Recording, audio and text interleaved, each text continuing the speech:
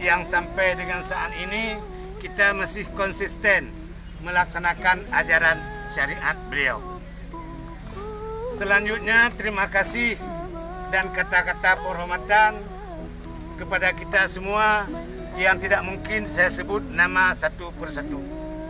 Baik di pihak kita yang tamu atau yang pihak menerima tamu dalam kurung kepolisian. Kalau kamu musyawarah karena kantu Kapolres kama agaknya nyanyian aloh, maka hanya mungkin tanya tamong babandu. Bahasa Indonesia bagus. Mengingat kamarnya Bapak Kapolres terlalu kecil untuk menampung kita semua, maka hasil musyawarah beliau menampung sekitar 5 orang atau lebih.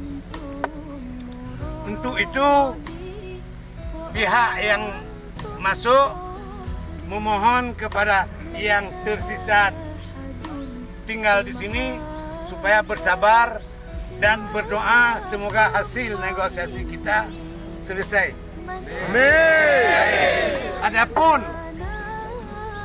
Adapun tuntutan kita, bersusah payah kita datang kemari, malah sibuk Bapak keamanan melarani kita.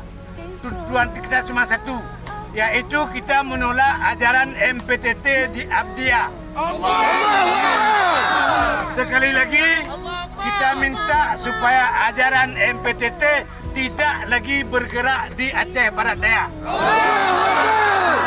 Kita sekali lagi saya tandaskan cuma satu permintaan kita kepada Pak Kapolres, semoga kiranya beliau rela menghentikan, menutup segala kegiatan MPTT di Aceh Barat Daya.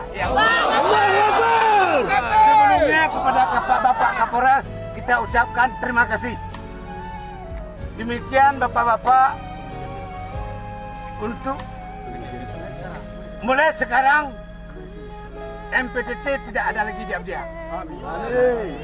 Allahu Akbar. Allahu Akbar. Allahu Akbar. Wallahilham. Terima kasih. Wassalamualaikum warahmatullahi wabarakatuh. Waalaikumsalam warahmatullahi wabarakatuh. Panggil.